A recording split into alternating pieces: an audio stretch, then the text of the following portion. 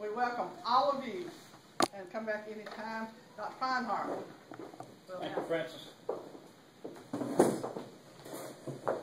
The program today is on the Ruehl family, and I'm excited just to kind of work through this. We got involved, well, other than growing up with Bill Ruehl at St. John's and knowing the Ruehl family from there, we got involved at the historic farm when the original Nick Ruehl barn and house were going to be torn down for the industrial park east. And Brother Eddie got involved with moving the house and the barn out to the farm and resetting them up there. And it just amazed me to think about the original Nick Ruehl. And it's good to have family here because Bill's already corrected our handout. He was Nick Ruehl with the NIC. And Nicholas, Nicholas,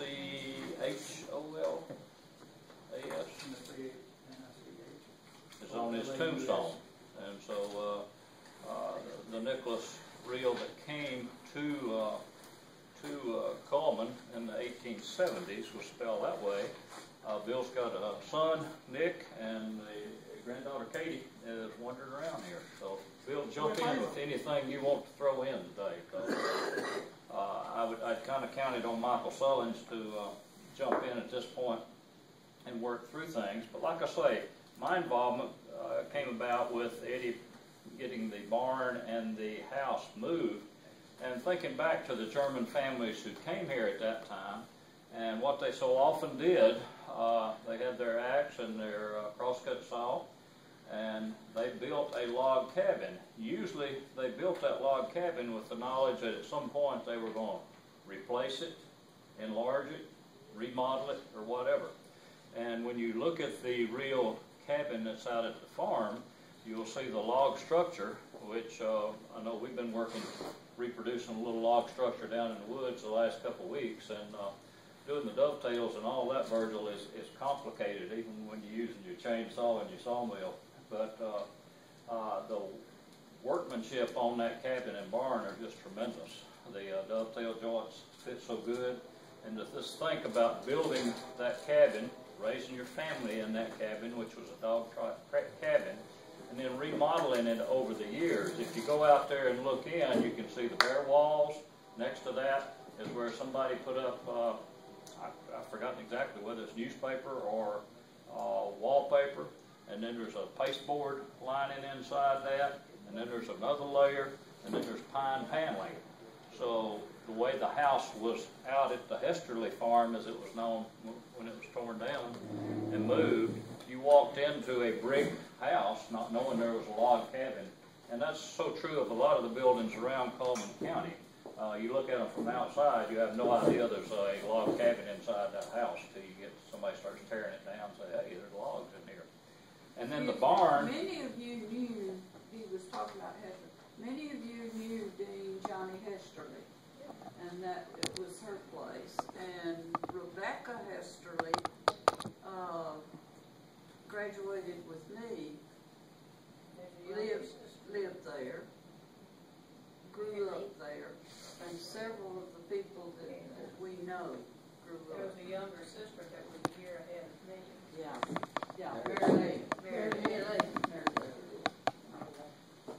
The barn then that he built is a timber frame barn, and it's fascinating to go out there now, and you can see your mortise and tinder joints with a wooden peg stuck through them, and that held the whole barn together. It's a tremendous structure. I just brought a little thing of pictures of moving the barn that you might want to just thumb through. You know, we've looked at people moving the Hayes house, Francis, and kind of let you know a little bit about what you get involved in when you start moving the building. It's a tremendous effort and a tremendous expense. But both the cabin and the log barn were both moved without incident. The log barn initially was built on the side of a hill and was 3 floors, which is kind of a tradition at that time. Your bottom floor held your milk cow and any animals that you wanted to keep in stalls. Your middle floor that you drove into from the upside of the hill held your equipment. You may have lay-in place for your chickens. You may have a crib area there for corn. You stored your harness and all on that middle floor. And then the upstairs was your hayloft. And you can still see that out there. And it's just great to have that history there that you can actually see. I've got a lot of that in the handout. It is in the handout. Now we also have available, and we didn't make them available today, Joe Yeager, who is in the family, has come up from Auburn and has done, we got 2 DVDs and a book that he's done about the family. And that's all available. So the Ruehl family is very well documented. And Bill, I was surprised. I just pulled up like Charles Ruehl Wagon Factory on the internet. There's one in Illinois, same name, everything. The Ruehl family was evidently a pretty common, popular German name. Yeah, I was not aware of that. But there are Charles Ruehls and Nicholas Ruehls all through the United States right now. Anything you want to comment on, just thinking back about your history? Just not putting you on the spot. Not really. This old building was a good playground. Okay. And that's one thing we wanted to get into as I'm kind of working my way through this general Ruehl family, is to get to this building, because Margaret Richter's come, and I'm going to let her talk in just a minute about redoing the building. But Charles Ruehl, then one of Nicholas's sons, evidently 3 of the sons were blacksmiths and very talented. Charles actually had this as a blacksmith and wagon building shop. Now there were 2 wagon manufacturers in Cullman. Charles Ruehl farm wagons. He also built a variety of other things, which is not, I don't think, mentioned in the handout, but we also have what's called a spring wagon. Most of the farm families had a regular farm wagon, which was their working vehicle. I guess you could consider it somebody's pickup truck or whatever out there now, but they had their farm wagon that was their working vehicle. And they often had a surrey or a spring wagon, which was their go-to-church vehicle on Sundays. And the Charles Ruehl factory made a spring wagon, and we have one of those that we got from Ernie Tubbs out at the farm also. So we've got 1 or 2 Charles Ruehl wagons and 1 spring wagon, and it's completely in the original state. You can still read the Charles Ruehl factory on the side and all. The other wagon factory in Cullman was the Hosher. Somebody have to help me spelling on this, Virgil. H-O-E. H-O-E-L-S-H-E-R. I think so. And it also made wagons, and there's one of those out at the museum also, and it was over where Cullman Seed and Feed used to be, over just east of Tucker's store, was the Holscher wagon factory. Fred, is that what you remember? Yeah. So, you think about the small town of Cullman, you don't realize that there was manufacturing going on just immediately. Families set up factories and were making things. So that gets us up, and the Weiss Cottage, I noticed when I was reading about it, it was owned by Charles Ruehl. And so the Ruehl family is very closely tied in with Cullman's history. I'm not going to get into any more family history. Go ahead, Cheryl. Comment, just, Yep. And then I'll keep my mouth. Oh, it's okay. No problem.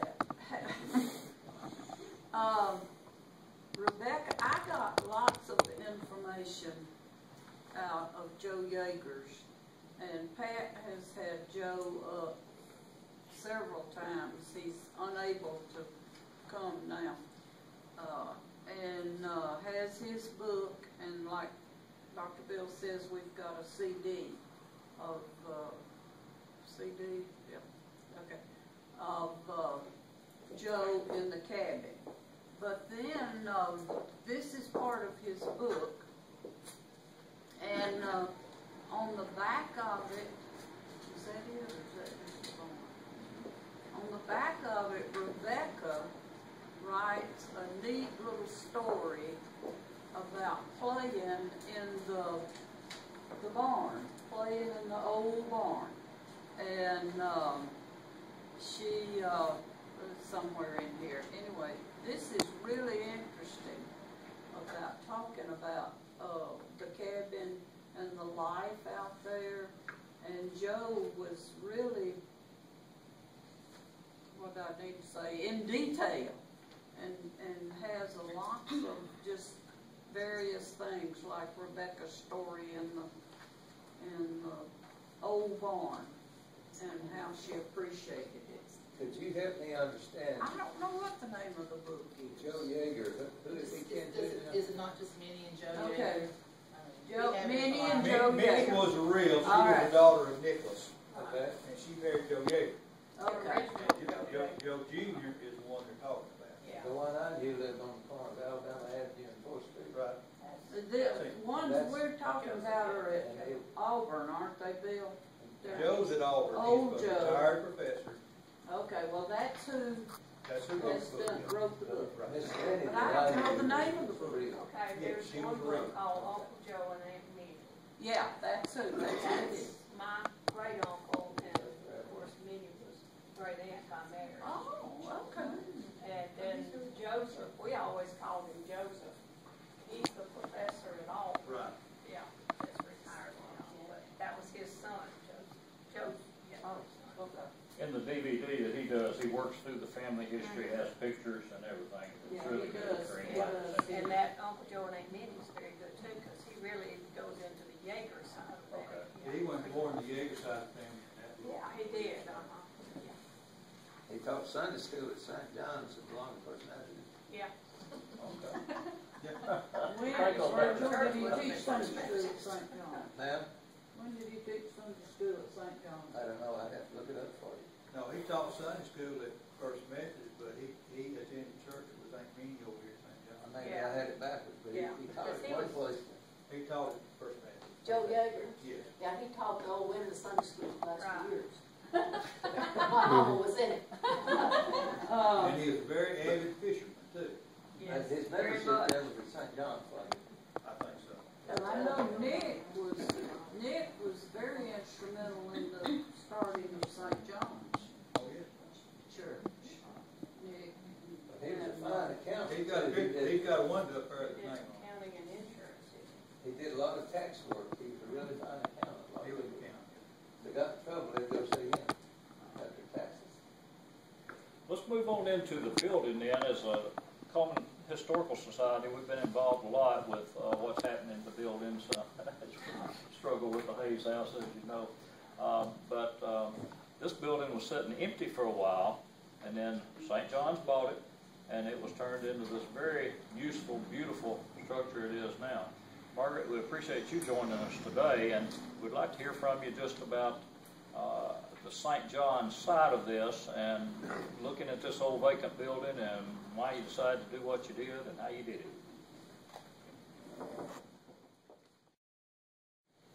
I was sitting on the front seats, Just knitted. I can see her now. and I wasn't going by parliamentary procedure. You know, you're supposed to be recognized. And I was sitting there, and when they brought that up, it wasn't what I wanted. So I sat there and I said, in about a normal tone of voice, I don't want that building torn down. Speak up. Every remark that they was making, I was saying, I don't want that building torn down. So they kept talking, making remarks that it was going to be condemned. We had a building inspector at the time that really, really wanted this building out of here. And I just kept saying, I don't want that building torn down. Nobody else was standing up for me, and I was hoping some nice gentleman would get up and say, we have a comment over here. Well, that didn't happen. So Pastor Bob finally came over and sat down beside me. And he said, why do you not want this building torn down?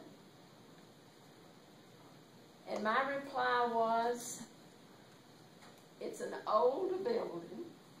It's part of Cullman's history. And I just don't think it needs to be torn down because too many old buildings have already been torn down. So Pastor Bob said, we have opposition over here. So the remark was, well, I guess what I need to do is remove the motion from the floor. At that point, you said amen. So Mr. Heitmiller did so. And then you know what? It was laid on me, and I had a tiger by the tail, and I didn't know what to do. A couple of days later, I called Dr. Bill, and we discussed what he had just gone through with an old building, or couple, I guess, at that time. And with his advice and encouragement, my faith was renewed in doing what I could, what my family could, to keep this building. So, Dr. Bill had told me about John Payton, and Roy and I got him to come down here. And he went over every bit of this building. We had not been good stewards in owning this building. The building was sold to St. John's Church by John Doyle in December of 1982. In 1992, the mortgage of $45,000 was canceled. But we had not been good stewards. We had allowed a downspout to come loose from the roof. The water had damaged this whole area. You can walk past right here. Pretty terrible. But Mr. Payton went all over the building, and he would peck here and he would peck here. And he said, these stones are still alive. Did you know that? I didn't know we had dead stones and live stones. And he said the mortar was still alive. He came out here to the front, and the bricks were still alive, and the mortar was still good. And so he said, it's worth saving. So I went back to the committee and told them. So we got a little more involved, and the Alabama Historical Society sent or brought in Elizabeth Brown, who was the chief planning and architectural service, and we had a letter that's about 4 pages long of what she saw needed to be done in here. Well, she said the same thing as John Payton. It was worth saving. Everything was still alive. It needed a lot of work, yes. So at that point, the church council decided that we would, after having this done, that we would have the downspout. I went before the council and asked them to, let's do this and get the the water stopped from coming in the building. So that was done. Then we began to work to get this, we had a letter telling us what had to be done to bring it up to the code. This was in 1997. So naturally, when you want something kept, as I did with this building, you get on the committee. So it seems like we work forever trying to get things started and get things done. But in looking at the building and going through it many times, we saw many possibilities. possibilities that could be remedied, that could be fixed in order to save this precious old building. And I have a soft spot when it comes to this building because what is it they call me, Virginia?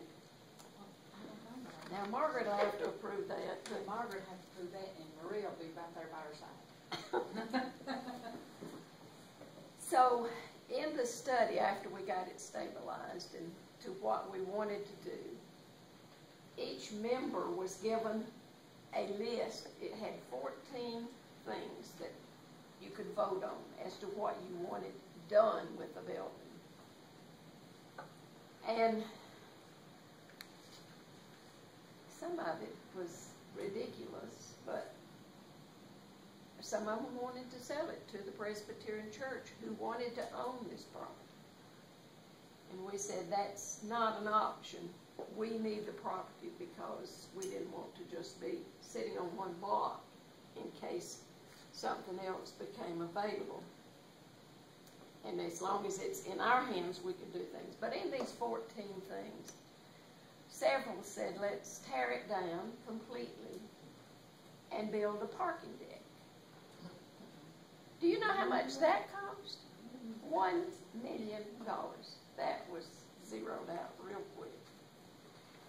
So when we decided that we were going to keep it, a congregational vote was taken. And there was a vote of 52% for keeping the building, 48 for just getting rid of it, tearing it down, selling it, whatever. They didn't want to have anything to do with it. We had gone through some difficulties, so nobody said anything when it was so close. But we knew it was going to cost quite a bit of money to stabilize it. The amount was $50,000. But by the hard work and diligence of Jock Leonard, who we hired to help us with this, and some other good people, Philip Clemens being one of those. Ed Hinkie was on that. And Ed will tell you today he was all against keeping this building. And he'll tell you that was a mistake because he thinks it's one of the best things we've done. When we came in here and the city had told us what we had to do, I think you got some of the lumber, the big long, whatever. What are they up there? Rafters or something. The cross piece. I lost the word too. In doing that, we had to, Bill Hendricks was our contractor. And he came in one day with us, and by the way, the other lady that was on this committee quit. So I was the only one, and I guess my gray hair had something to do with them listening to me every now and then. But Bill said, now I need to cover up all these bricks, put 2x4s across there to stabilize this up here. So while they was over here talking about something, I was standing here looking, and I said, it's Jock. I said, Jock, why couldn't we come in with those pilasters? I said, I know it won't be, each one of them be the same distance, but that will give us what we want was the old bricks. We wanted to leave exposed as much of the bricks and the interior as we could. And Jock turned around and he said, that'll work. So that's the reason you see this above and this below. These have timbers behind them to help shore up. Don't you have some Sunday school classes over here? Oh, or did yes. they move on? No, we still have some here. Some of the middle-aged adults. We have a class reunions here, I know. Oh, yes. Great for that. And the rent, if you're, is very reasonable. If you're just going to try to lease it to businesses, then the elevator situation is real. issue. So it sounds like for this, y'all worked around that and got full use of all 3 floors without it. Yes, if you have not been upstairs, I don't know how clean it is. I haven't been up there in 2 or 3 weeks. If you have not been up there, you're welcome to go. And I would say I'd take you downstairs, but I have no earthly idea. I've got a key if you want to go, but I don't know if you can even get in down there or not. I don't know what's been stored down there. So. But when the council designated how much money I could spend in the furnishings, I called up one of the ladies who was on that committee, and I said, can you go in the morning? So when her husband was on the council, when he got home, she said, we are going to look at furniture in the morning. He said, my gosh, we just voted that 2 hours ago or whatever it was. So we had a lot of fun. I had a lot of help. I think Virginia was on the committee. I enjoyed spending somebody else's money. I just got to say this. After we bought the Joseph building on the corner up here at First Methodist, and we wanted to build a building, there was somebody come in and, oh yes, you got to tear it down. Well, it didn't, it fell through, and then they come back to build a building there, and they were recommending keeping it. And I said, well, why did one say tear it down, and now we got somebody that's saying it's safe to keep? And they said, well, the one that was wanting it tore down was wanting the money, wanting the materials, or something, and was recommending that. And while I've got my mouth going, you know, we recently had our tornado destruction. And I don't know how many times our minister has said that our forefathers built that building 5 times stronger than what they had to have. They built strong, and I was amazed too at how many rocks they used underneath those houses. But I want to tell you, we bought my home where my son lives in now is the old white home place at White Grove. I said, I live at the White House. No, that's Obama that used to live at the White House.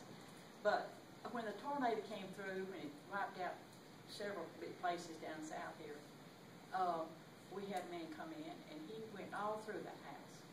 And he says, this is the strongest built house. He says, you don't ever have to worry about a tornado now. This is saying a lot, blowing down this house. Because he said it was so strong. The only thing that happened was it had a tree limb through the front door. And everybody remembered that house with the tree limb in there, but it didn't tear anything else in.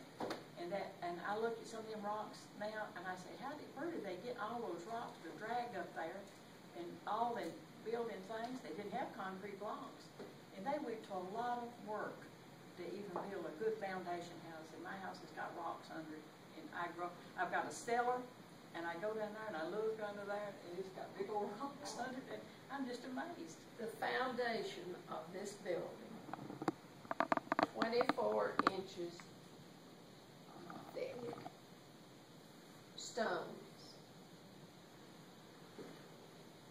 And Bill, you might have to correct me, but I understand that after the first building burned, that Mr. Ruehl said it would never happen again, and he made this wall as a barrier from here to there.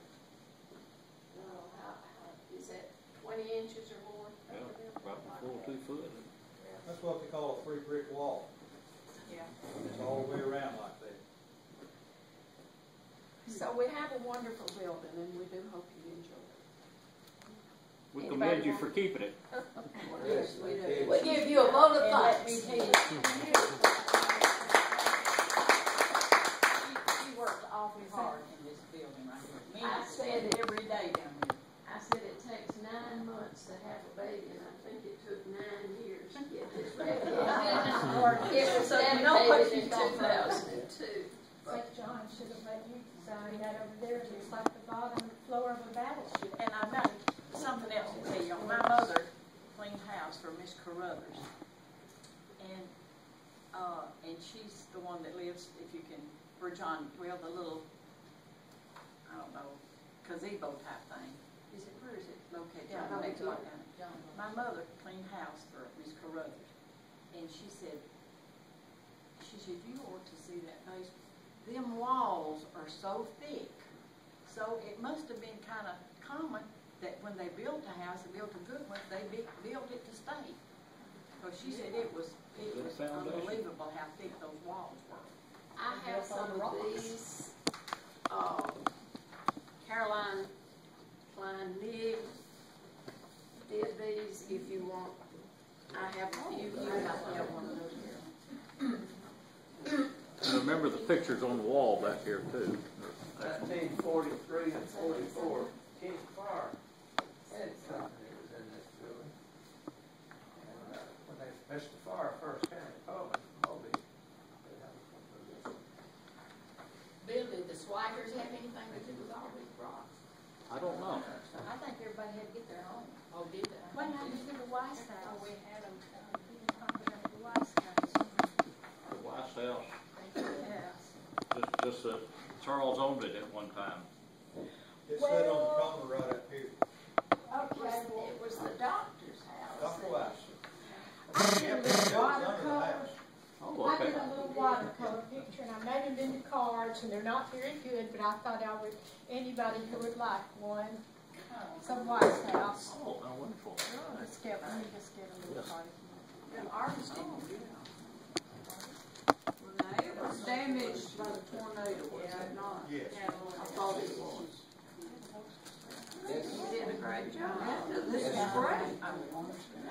How are you related to Hubert?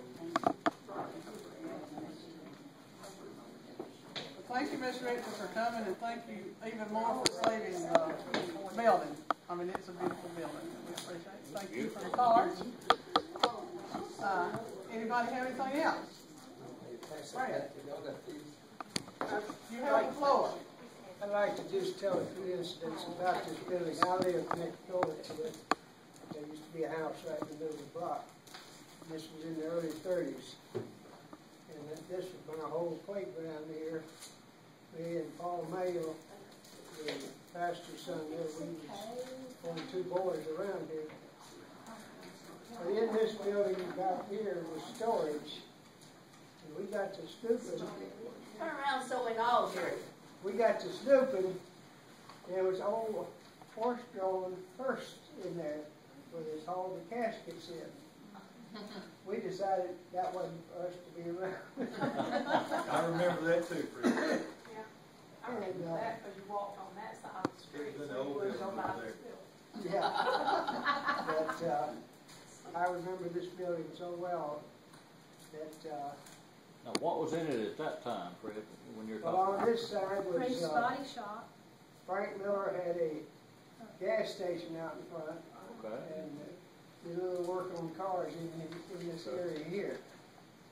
Now, I don't think the other side was used for anything except storage. But down on the other corner was Mr. Burkhart's blacksmith shop. And being I was the only kid around here most of the time, I had a blacksmith to fix all my wagons and pedal cars and everything.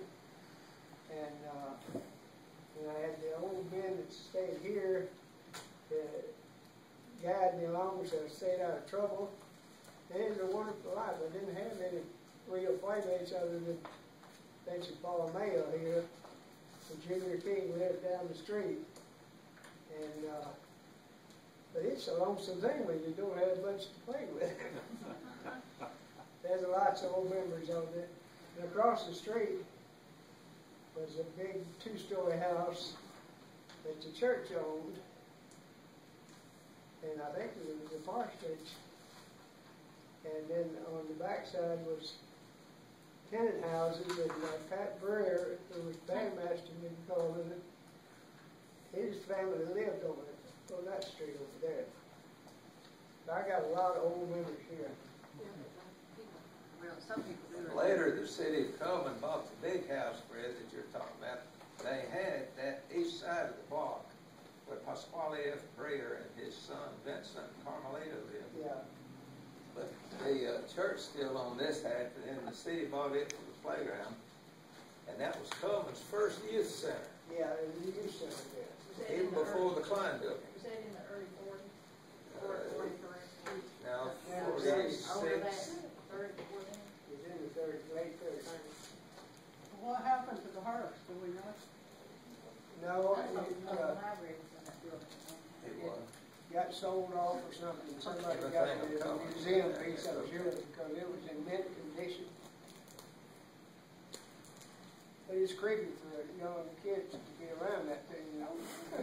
You know, Cullman's first sidewalk was from this corner to that corner, about that there. And it was a wood sidewalk. And it rumbled. If you rode on it with a bicycle, so it had a big sign, no bicycles allowed. And Mr. J.T. Ted Whitaker had to run his bicycle on it every day when he was doing his newspaper route. He just had to hear it. Make sure he's done. Anything else? Thank you very much. Thank you, Dr. Peinhardt, for